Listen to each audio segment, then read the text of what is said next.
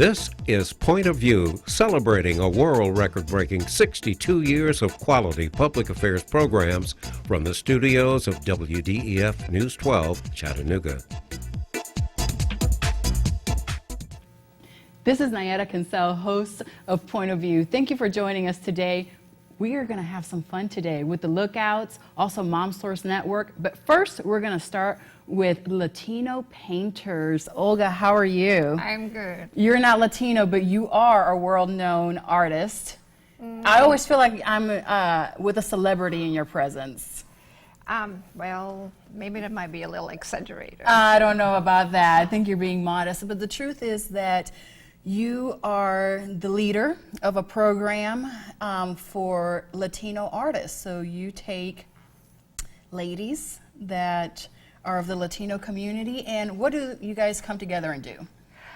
We get together every Monday morning from 10:30 till 12:30, and we paint. And so that has been happening, or that has been going on since last summer.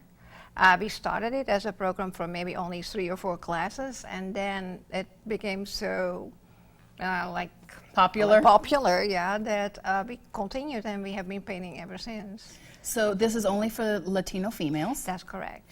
And what kind of background do they come from? Are they stay-at-home moms, or? Some are professionals, some are at-home moms, some do part-time jobs. Why did you guys start this program? It was a program that was organized through La Paz. It's called Entre Nosotros. Entre Nosotras, in between, amongst us.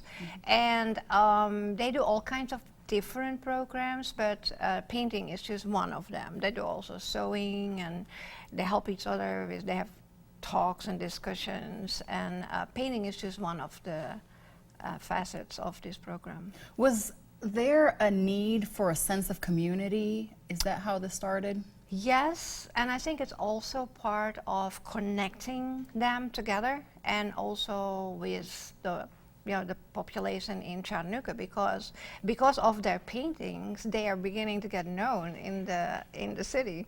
Yes, and so I will, of course, I had to go visit, and there's some pictures being shown of me visiting and actually doing some painting with the ladies, and with you, you're a great artist. The truth is that you do not need to know how to paint, correct? No. I personally believe that, creativity is in all of us, and that was proven with my group of Latin women. None of them had ever painted, and so the first class was kind of a little hesitant, and I did kind of some, like when you paint like this, and we did like all kind of the same subject matter. But then they came with pictures that they said, "Oh, I want to paint this. Can I do that?" "Oh yeah, sure." Paint it, and then I just guided them with composition, perspective, colors, and making things pop. And so, do you have to finish it all in one visit? No. They, in general, they come back every week. It's very seldom that they miss a class, and maybe they might be out of town, or they might have a sick child. But you brought us some paintings. Yeah. One is finished and one is unfinished. You want to show us? This one is finished. This one was started by one of our painters last Monday, and she didn't finish it, and she's going back to her country, and she wanted for us, all other painters, to finish this painting, so we all kind of put our own part on this. And the truth is that you guys have actually done some exhibitions. So these are amateur painters that have now had some exhibitions. Where have your exhibitions been? We have exhibited at City Hall. At City Hall? Yeah. And the mayor's quarters, correct? That's right. It was up for a couple of months, actually. And we also had an exhibit at Ava.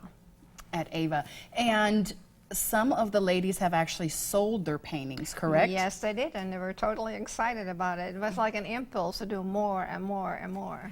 It's quite entertaining to see the look on their faces when they accomplish a painting, but even more, they are so proud when they actually sell a painting. Yes. These are all amateur painters. And so Right now, how long has the program been running, and do you hope to continue it for a long time? So, yeah, as I said, it started last summer. Correct. And so it has been going continuously on. We had like a break between summer and fall, but it is every week, and we hope to continue as long as we can. And how many participants do you have right now? It's between 10 and 12. Sometimes there is more, sometimes there's a little less, and they bring the kids too. So the kids right now are painting as well. Are they painting? Yeah. And do they have a separate area to paint, or do they paint with their mothers? The children are in a separate area. Okay. Yeah. And you do provide child care? That's right. That's great. Thank you so much, Olga, for having us. It's a pleasure. See your paintings, and we hope to visit the ladies soon. Thank you. Next up, we will have Carlene with Mom Source Network, and we look forward to seeing what she has to say about flexible workspace. Jimmy can't sing, and Tommy can't dance. so we're gonna put some ants in their pants. Aww. Kids will spend 22 minutes watching us, the super duper party troopers, sing about ants in their pants. Isn't that funny? Ants in their pants, they got ants in their pants, they've got ants in their pants. Brushing for 2 minutes now can save your child from severe tooth pain later. 2 minutes, twice a day. They have the time. News 12 Now and WDEF.com. Anytime, anywhere. Join us for Point of View weekends on News 12 Now and Bounce Chattanooga.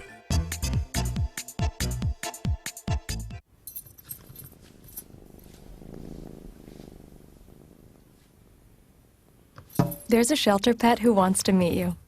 Meet one today. Visit theshelterpetproject.org. Adopt. Carlene from Mom Source Network joins us today. And Carlene, it's so good to have you here. Thank you so much. I'm excited to have you here because you once told me something that was music to my ears. I would do my job even if I didn't get paid for it, right? Yeah. That's how much you love it. I love people that love their job. I'm not going to, but I feel very strongly about what I do, and I love what I do. Please tell me, what is Mom Source Network? What's the beauty of it, and is it only for moms? Yes, wonderful opportunities. We started as a company for moms because traditionally women were the ones to make the decision, career or stay home. That was in 2013, and since then we've grown, and men have asked, well, are opportunities there for us for flexible employment? And of course we welcome everyone. It just started with what we've perceived as being advocates. We wanted to be advocates for people that were leaving the workforce. Absolutely. And you struck up a good point. You know, it's usually the woman that has to make the decision to leave the workforce. And so usually it's because of childbearing, correct? But sometimes it's because the husband or the significant other has taken a job somewhere else. Sure. And Yes. so tell me, what percentage of women actually leave the workforce? I would say the research that I have seen is that probably 60 to 70% of women leave the workforce for reasons related to family responsibilities, as opposed to about 30 to 40% of men. But when we surveyed those women, probably about 75% would go back to work if there were an opportunity that allowed for some flexibility so that they could counterbalance responsibilities with family and their work. What are the biggest objectives that women have of why they have to leave the workforce after having children? That's a very good question. We work with people all the time who are educated and professional and experienced. I would say probably 90% of our people have a 4-year degree or higher. So these are smart, well-educated people, and they are leaving the workforce because of the 9-to-5 mentality that is now changing, luckily. Companies are realizing there's a real benefit to having these quality people stay in the workforce and contribute, but not at that 9-to-5 strict rule, those hours. Right. So. And it's not, Mom Source Network is not just for employment, for stay-at-home work, or work from home, I should say, but it's also for the actual workforce, correct? Correct. We talk about flexible full-time, permanent part-time, job share, and telecommute. So there's two sides to our company. One is the candidate side and one is the employer side. So on the candidate side, when they join our network, they fill out an application and tell us what they would like to do and what they're able to do in their life, and salary range that they're interested in making, the hours, and the location. So they tell us up front. They're not responding to a job board or job postings. They tell us what they're looking for first. We say, you go first. And then we have the other side of the company, which is the employer side. I'm the Director of Market Development here in Chattanooga, and I work with the companies to talk about the benefits of having flexible opportunities, whether it's a telecommute or permanent part-time or project-based work, flexible full-time. And then I match those two. So it's kind of like a eHarmony for business. We kind of joke and say that. So when I get an opportunity from a business, then I submit that just to the candidates that have told me that's what they're interested in. So when I have an opportunity come in, it doesn't go to everyone in the network. It goes to that subset that have said, I only want telecommute, or I would like full-time, or I would like part-time, and here are the hours that I'd be interested in working. So. It seems like the employees would grasp the concept quickly, right? And so, Yes. okay, I can find a job that I can either work from home, or that I can telecommute, or I can work part-time, or whatever it may be. However, how hard is it to train the employers to actually grasp the concept of Yes. thinking outside the box, or throwing that box away and saying, we can actually have someone out of the office? Well, what is happening today probably couldn't have happened 10 years ago. Technology is in place now that allows for people to work different hours or some hours from home. So it's actually a benefit to an employer. It's not just a feel-good thing that you're doing someone, you know, a favor. If you look at trends, we know that people are not productive 8 hours a day, 8 full hours. People just aren't. There's the highs and the lows of the day. So we talk about, what about saving and paying someone 6 hours and have like a 9 to 3 schedule that allows someone to drop children off and pick children up, not have to pay before care or after care, and now you have someone working 6 hours and you're paying them for 6 hours with the same expectations of an 8-hour day, and you've just saved 20% on your payroll costs. So that's a real benefit. So what are some sample employees, or employers, I should say, jobs? Yes. I know Yes. everything's confidential, We do. but what are the jobs that would be offered? It's really across all industries. We've worked with large companies, small companies, startups, nonprofits. I helped a small startup company, I won't say the name of it, but it was a landscaping company, and they were looking for a part-time CFO.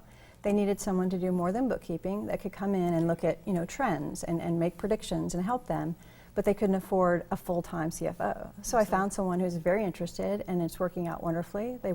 She works 2.5 days a week, and some from home, and goes into the office once a week. I have placed people in full-time, traditional, you know, if someone asks me to do that, I will do that, because there certainly is a subset of our population is looking for traditional full-time with benefits, and I will submit that to the candidates. But really, we're trying to get more on that trend of flexible employment for people. So how many cities are you in currently? Yes, we are growing fast. We started in Knoxville in 2013. Courtney Jones started the company. She was a high-level executive, had children, and negotiated a flexible employment opportunity for herself. People started realizing that she did that for her friends then, and then it sort of became this business. Strangers started calling her and asking for help.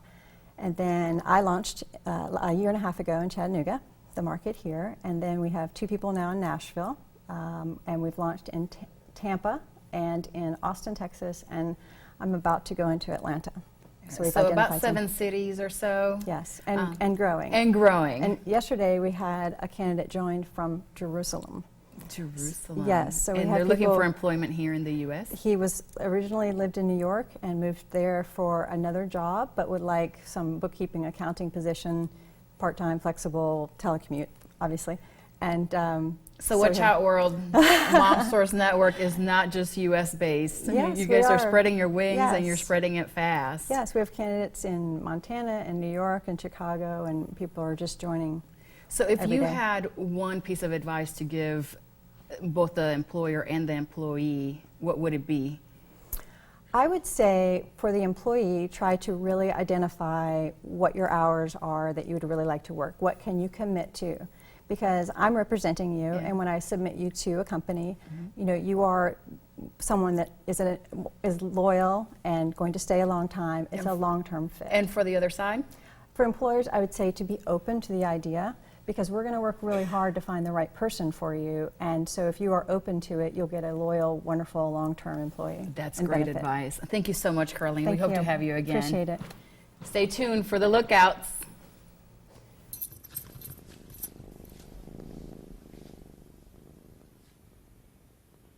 There's a shelter pet who wants to meet you. Meet one today. Visit theshelterpetproject.org. Adopt.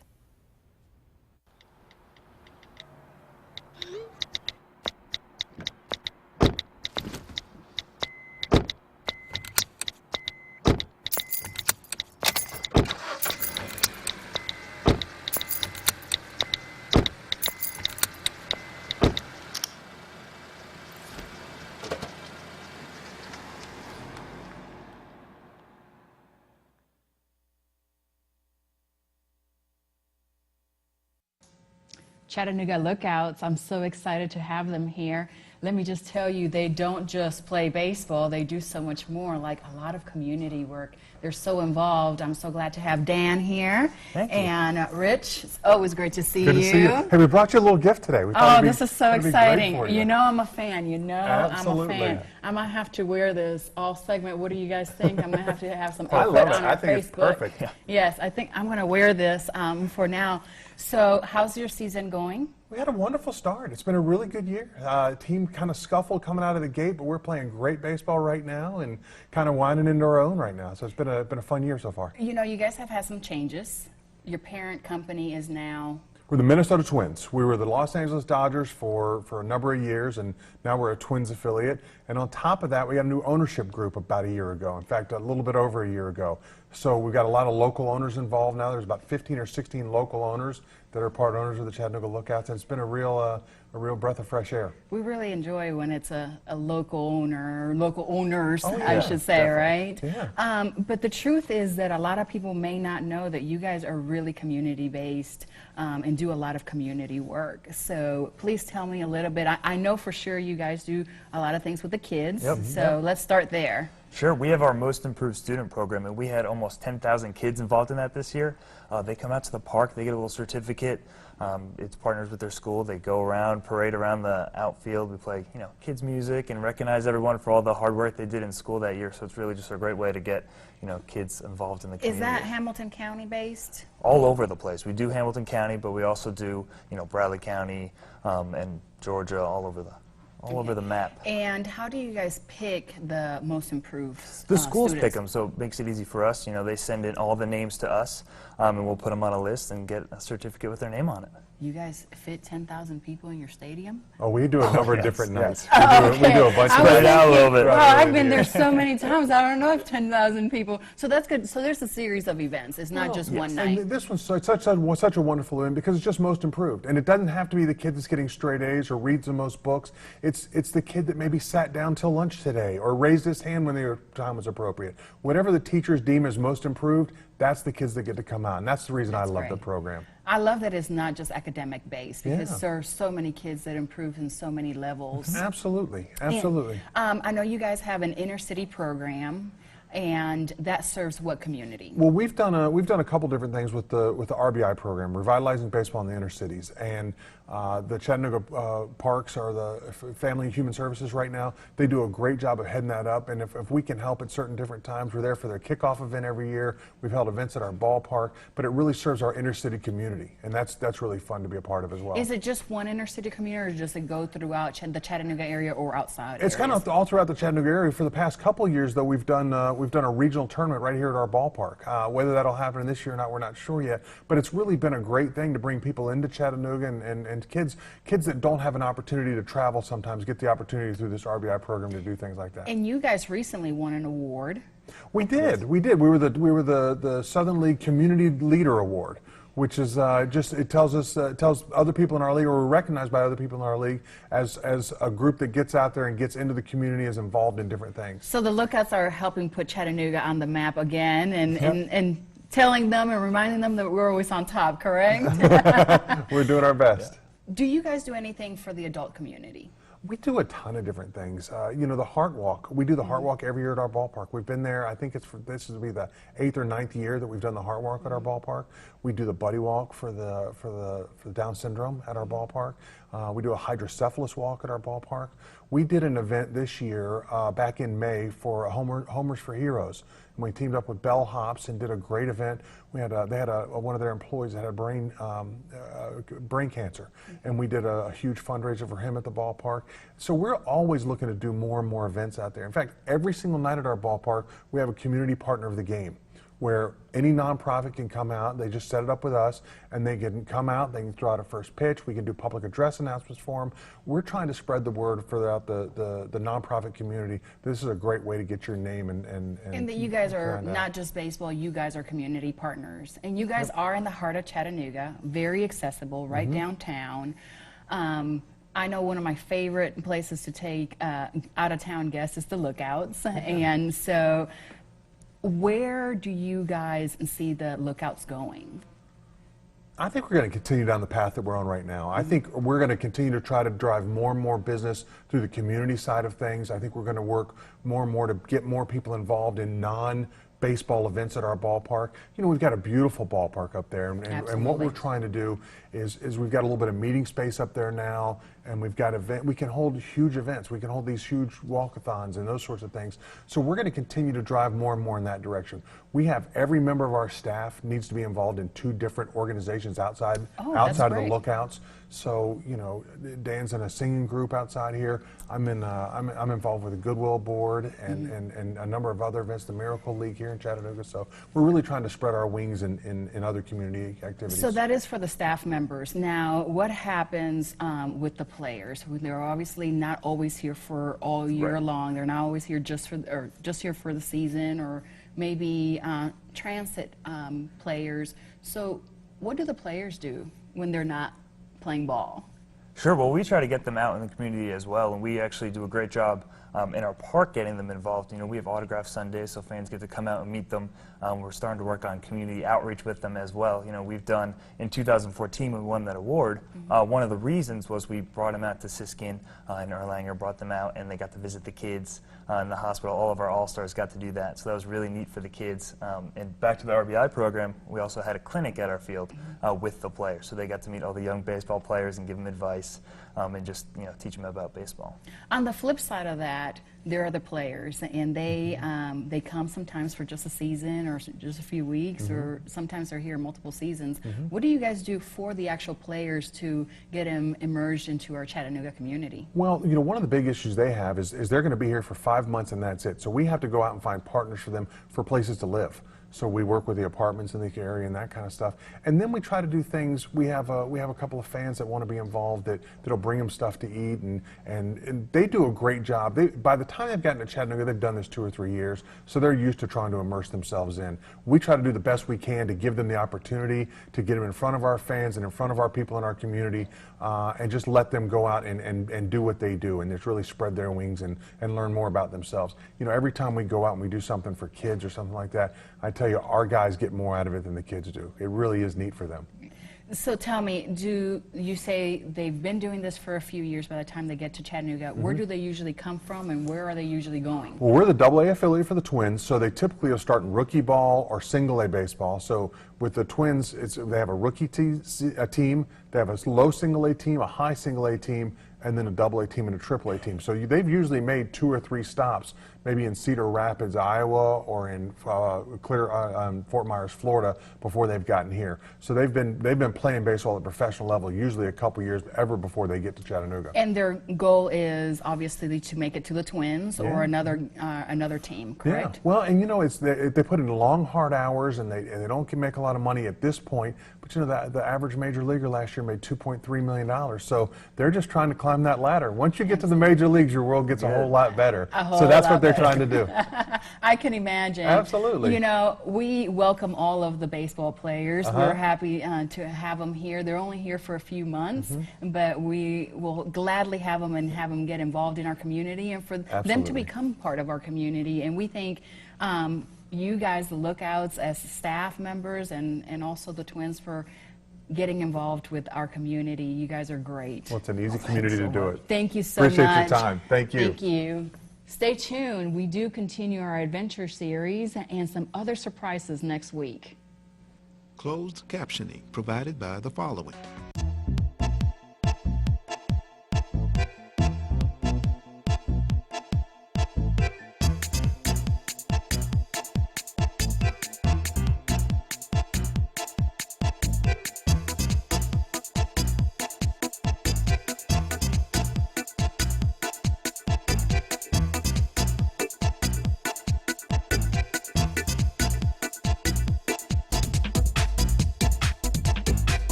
So, I just moved in with this family, and it's embarrassing. The little one, he likes to go outside and crawl around in the giant litter box. I don't know what he's doing. I mean, I was born and I knew how to use the litter box. Look at that! That's disgusting! Oh, poop already! You're making me nervous. Oh, okay, I can't look at this anymore. I really hope he grows out of this, for his sake. News 12 Now, keeping you ahead of the weather with Storm Team 12 forecasts. On air, online, and right to your Facebook page. Anytime, anywhere, rain or shine. Join us for Point of View, weekends on News 12 Now and Bounce Chattanooga.